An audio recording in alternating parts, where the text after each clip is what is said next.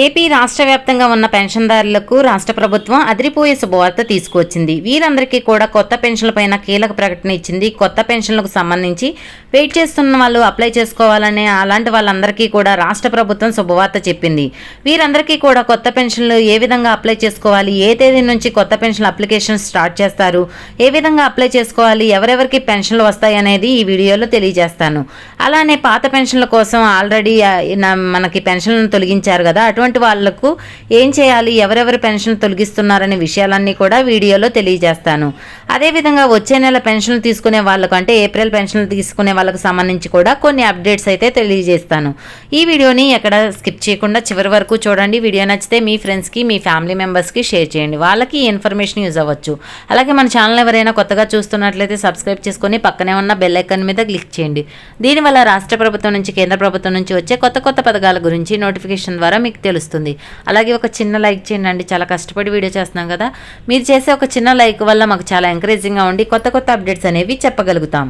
ఇక వివరాల్లోకి వెళ్తే ఏపీ రాష్ట్ర వ్యాప్తంగా ఉన్న పెన్షన్దారులు ఎస్సీ, ఎస్టీ, బీసీ, మైనారిటీ వీళ్ళందరూ ఎవరైతే ఉన్నారో వీళ్ళకు సంబంధించి పెన్షన్లు అనేవి 50 సంవత్సరాలు అయితే చేస్తుంది ప్రభుత్వం. 50 సంవత్సరాలు వీళ్ళ యొక్క ఆధార్ కార్డులో ఉంటే చాలు. 50 సంవత్సరాలు దాటినా కూడా వీళ్ళకు పెన్షన్ అయితే వస్తుంది. 50 సంవత్సరాలు కంపల్సరీ ఆధార్ కార్డులో అయితే ఉండాల్సి ఉంటుంది. ప్రజెంట్ ఏదైతే ఈ యొక్క 2025కు సంబంధించి 50 సంవత్సరాల ఏజ్ అనేది మీరు ఆధార్ కార్డులో చూపించాల్సి ఉంటుంది. మార్పులు చేర్పులు ఏమైనా ఆధార్ కార్డులో మీరు చేస్తున్నారంటే మీకైతే సర్టిఫికేట్ ఫేక్ అని ఏమైనా వాళ్ళకి డౌట్ వచ్చిందంటే ఆధార్ అప్డేట్ హిస్టరీ అనేది మార్ఫింగ్ అనేది చేస్తారు కదా, వాళ్ళకి డౌట్ వస్తే కనుక ఖచ్చితంగా కూడా ఆధార్ హిస్టరీ అనేది చూపించాలి. గ్రామ వార్డు సచివాలయ అధికారులు ఎవరైతే ఉంటారో వాళ్ళకు కూడా ఆదేశాలు అయితే వస్తాయి. పర్ఫెక్ట్గా ఏజ్ ఉంటేనే వాళ్ళకైతే పెన్షన్ అయితే మంజూరు చేస్తారు. సామాన్య భద్రతా పెన్షన్ పొందే వాళ్ళకైతే కనుక ఎస్సీ, ఎస్టీ, బీసీ, మైనారిటీలు ఎవరైతే ఉన్నారో వీరందరూ కూడా 50 సంవత్సరాల వయసు ఉంటే కనుక వీళ్ళకు వృద్ధాప్య పెన్షన్ అయితే వస్తుంది. 4,000 అయితే వస్తుంది. సామాన్య భద్రతా పెన్షన్ అయితే, అలానే దివ్యాంగులు ఎవరైతే ఉన్నారో వాళ్ళకు కూడా పెన్షన్ అయితే ఇస్తారు. వాళ్ళకు కూడా ముఖ్యంగా 50 సంవత్సరాల ఏజ్ ఉండాలి. లేకపోయినా కూడా దివ్యాంగులు ఎవరైతే ఉన్నారో వాళ్ళకు కూడా పెన్షన్ నార్మల్గానే మంజూరు చేస్తారు. ఎందుకంటే వాళ్ళకు దివ్యాంగుల కోటాలో ఎవరైతే పెన్షన్ తీసుకుంటూ ఉన్నారో వాళ్ళకు కూడా ఇవ్వటం జరుగుతుంది. అది కూడా వీళ్ళు అక్కడ ఎలిజిబిలిటీని బట్టి పెన్షన్ అయితే ఇవ్వటం జరుగుతుంది. వాళ్ళ యొక్క డిజేబిలిటీ ఎంత ఉంది అనేది చూస్తారనమాట. వాళ్ళు ఎక్కువ శాతం ఉంటేనే వాళ్ళకు చాలామందికి అయితే 15,000 పెన్షన్ కూడా ఇచ్చే అవకాశం అయితే ఉంటుంది. మంచానికి పరిమితమైన వాళ్ళు ఉంటారు కదా, వాళ్ళకు చూసుకుంటే కనుక 15,000 పెన్షన్ అయితే ఇస్తారు. ఇక నార్మల్ డిజేబిలిటీ కనుక ఉంటే 6,000 నుంచి 10,000 వరకు కూడా పెన్షన్ వస్తుంది. నార్మల్గా మీరు ఈ యొక్క సదరం స్లాట్స్ అనేవి బుక్ చేసుకొని డాక్టర్తో చెకప్ అనేది చేయించుకున్న తర్వాత ఆ సర్టిఫికేట్ ఏదైతే ఉందో ఆ సర్టిఫికేట్ ద్వారా అయితే మీకైతే పెన్షన్ అయితే మంజూరు చేయడం అయితే జరుగుతుంది. ఈ రకంగా ఏంటంటే దివ్యాంగుల పెన్షన్ కూడా ఇస్తారు. అయితే దివ్యాంగుల పెన్షన్లకు సంబంధించి, ఇక సామాన్య భద్రతా పెన్షన్లకు సంబంధించి కూడా ఒకేసారి అయితే మనకు అప్లికేషన్ ప్రాసెస్ అయితే జరుగుతుంది. ఒకేసారి తీసుకుంటారు. అయితే కాకపోతే ఇక్కడ ఈలోగా మీరు ఏంటంటే సదరం స్లాట్స్ అనేవి బుక్ చేసుకోండి. ఏదైతే మీకు సదరంలో డిజేబిలిటీ సర్టిఫికేట్ ఉంటుంది కదా, ఆ సర్టిఫికేట్ అనేది ఒరిజినల్గా ఉన్న సర్టిఫికేట్ అయితేనే తెచ్చుకోవాల్సి ఉంటుంది. ఫేక్ సర్టిఫికేట్ అయితే ఎవరు అయితే పెట్టొద్దు. ప్రభుత్వం ఎప్పుడైతే సదరం స్లాట్స్ అయితే ఓపెన్ చేస్తుందో అప్పుడు మీరు చెక్ చేయించుకుంటే అప్పుడు అయితే మీరైతే వెళ్ళి ఒకసారి సర్టిఫికేట్ అయితే మీరు పెన్షన్కి అయితే అప్లై చేసుకుంటే మీకైతే ఎటువంటి ప్రాబ్లం కూడా ఉండదు. రాష్ట్రంలో ఇప్పుడు తనిఖీలు అయితే జరుగుతున్నాయి. ఏవైతే బోగస్ పెన్షన్లు ఉన్నాయో బోగస్ పెన్షన్లు అన్నీ కూడా తీసివేస్తూ వస్తూ మే నెల వరకు కూడా చెకింగ్ ఉంటుంది. 8 లక్షల మంది అయితే రాష్ట్ర ప్రభుత్వం అయితే మనకైతే ఈ నోటిఫికేషన్లు అనేది పంపించారు. మొబైల్ ఫోన్లకు కూడా మెసేజ్లు కూడా పంపించారు. ఇలా వీళ్ళని చెక్ చేసి నిజంగా వాళ్ళకు దివ్యాంగులు అయితే వాళ్ళకైతే ఏ ప్రాబ్లం ఉండదు. ఒకవేళ ఏమీ లేకుండా వీళ్ళు బోగస్ పెన్షన్లు కానీ తీసుకుంటూ ఉంటే మాత్రం తెలిసినట్లయితే రాష్ట్ర ప్రభుత్వం వాళ్ళకు కఠిన చర్యలు తీసుకునే అవకాశం అయితే ఉంటుంది. గతంలో వాళ్ళు పొందిన పెన్షన్ను రికవరీ చేసే అవకాశం కూడా ఉంటుంది. అదేవిధంగా వాళ్ళకు పెన్షన్లు కూడా ఇచ్చే అవకాశం అయితే ఉండదు. ఇంకా వాళ్ళకు పెన్షన్ పూర్తిగా రద్దు చేస్తారు. ఈ రకంగా ఏంటంటే ఇబ్బందులు అయితే ఎదుర్కోవాల్సి ఉంటుంది. ప్రభుత్వం ఎవరైతే దివ్యాంగుల పెన్షన్ తీసుకుంటున్నారో కరెక్ట్గా వాళ్ళు జెన్యున్గా ఉండాల్సి ఉంటుంది. వాళ్ళు దివ్యాంగుల పెన్షన్ తీసుకునే అర్హత ఉంటే తీసుకోవచ్చు. ఒకవేళ కనుక బోగస్ పెన్షన్ తీసుకుంటూ ఉంటే ప్రభుత్వాన్ని మోసం చేసినట్లు అవుతుంది. ఈ రకంగా ఏంటంటే ప్రభుత్వం ఉన్నాయని ఇలాంటి పెన్షన్లన్నీ కూడా 8 లక్షల పెన్షన్లు అయితే టార్గెట్ పెట్టింది. 8 లక్షల పెన్షన్లు కూడా మనం చెకింగ్ అయితే జరుగుతూ ఉంది. కాబట్టి దొరుకుతాయా చెప్పి ఏంటని చెప్పేసి ప్రభుత్వం అయితే మనకు ఇప్పుడు ప్రజెంట్ అయితే వెరిఫికేషన్ చేస్తుంది. చాలా వరకు ఏంటంటే ఉన్న పెన్షన్లు చాలా వరకు ఆఫ్ చేసిందనమాట. మనకైతే మిగతా పెన్షన్లు కూడా వెరిఫై చేస్తుంది. మే నెలలో అన్నీ కూడా కంప్లీట్ చేసి వస్తాం అని చెప్తున్నారు.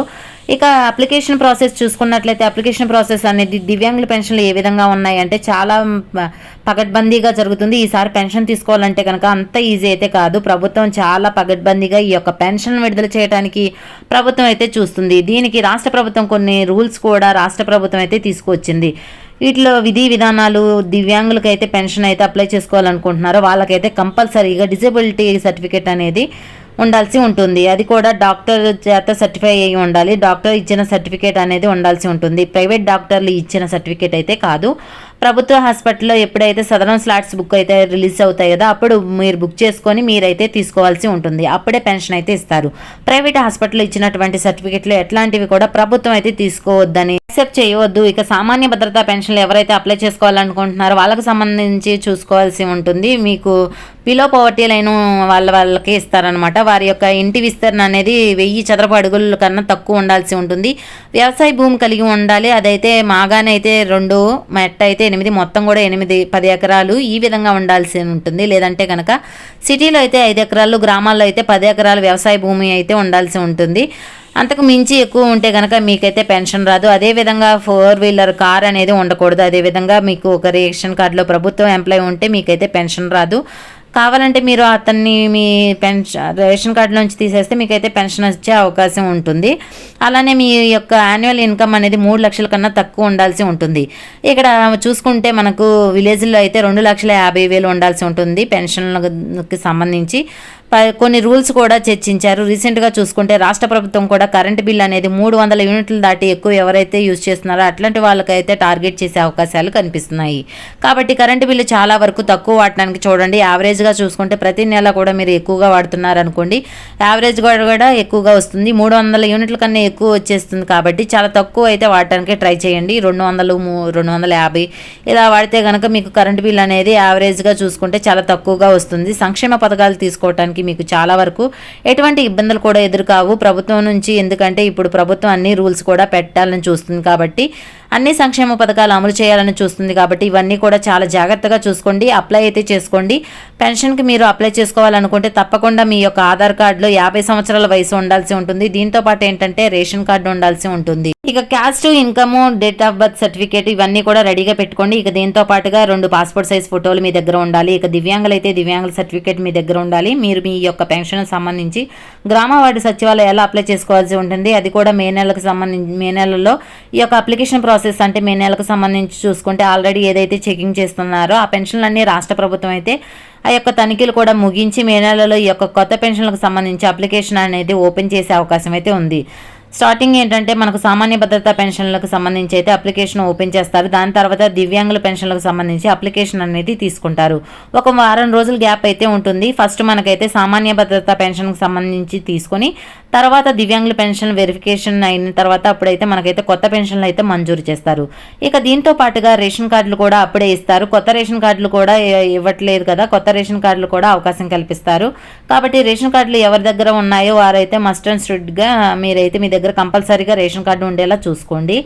లేని వాళ్ళైతే లేకపోతే అప్లై చేసుకోండి. ఉన్న వాళ్ళైతే ఖచ్చితంగా సంక్షేమ పథకాలు అప్లై చేసుకునే టైంలో పెట్టాల్సి ఉంటుంది. ఎందుకంటే మీరు బిలో పవర్టీ లైన్లో ఉన్నారని చెప్పేసి రేషన్ కార్డు పనిచేస్తుంది.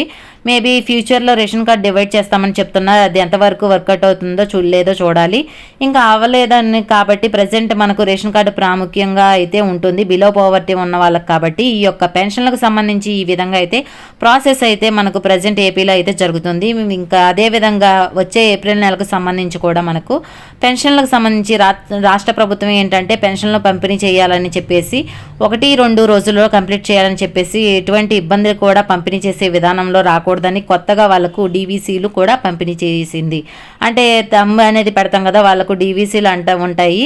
వాళ్ళకు ఎలాంటి ఇబ్బందులు లేకుండా మనకైతే 134,000కు పైగా డీవీసీలు అయితే గ్రామ వార్డు సచివాలయ పరిధిలో తీసుకొచ్చింది. అందరికీ కూడా ఈ యొక్క డీవీసీలు అనేది ఇస్తుంది. ఇచ్చిన తర్వాత మీరు ఇటువంటి థంబ్ అనేది పెట్టే టైంలో ఎలాంటి సాఫ్ట్వేర్ ప్రాబ్లమ్స్ రాకుండా, ఇష్యూస్ రాకుండా ఉంటుంది. అదేవిధంగా థంబ్ అనేది పడకుండా చాలామంది పెద్దోళ్ళు ఏంటంటే పడట్లేదని చెప్పేసి సాయంత్రం వరకు వెయిట్ చేసి తర్వాత మళ్ళీ ఇబ్బంది పడుతున్నారు. అట్లాంటి ఇబ్బందులు ఏమీ ఉండకుండా అధిగమించడానికి కొత్త డీవీసీలను అయితే తీసుకురావడం జరిగింది. ఈ డీవీసీలు చూసుకుంటే కనుక ఎటువంటి ఇబ్బందులు కూడా ఎదురవ్వని చెప్పేసి ఆల్రెడీ చెకింగ్ చేశారు. చాలా తక్కువ ఫింగర్ ప్రింట్ ఉన్నా కానీ మనకి సెన్సార్ చాలా తక్కువగా ఉన్నా, మనకు ఒకవేళ సర్వర్లు తక్కువగా ఉన్నా కూడా బాగా వర్క్ అవుతుందని ఇవైతే తీసుకురావడం జరిగింది. వచ్చే నెల ఏప్రిల్ నెలకు సంబంధించి పెన్షన్లు అయితే రాష్ట్ర ప్రభుత్వం పంపిణీ చేద్దామని చూస్తుంది. ఫస్ట్ 2 రోజుల్లోనే మనకు పంపిణీ చేస్తుంది. ఇక ఫస్ట్ రోజు అయ్యాక 2వ రోజు ఏమైనా మిగిలి ఉంటే ఇస్తుంది. ఇది కొత్త పెన్షన్లకు సంబంధించిన తాజా సమాచారం. ఈ వీడియో పట్ల ఎలాంటి డౌట్స్ ఉన్నా కమెంట్ సెక్షన్లో కమెంట్ చేయండి, రిప్లై ఇస్తాను. వీడియో నచ్చితే లైక్ చేయండి, మన ఛానల్ని సబ్స్క్రైబ్ చేసుకుని పక్కనే ఉన్న బెల్ ఐకాన్ మీద క్లిక్ చేయండి. మరొక కొత్త అప్డేట్తో మీ ముందు ఉంటాను.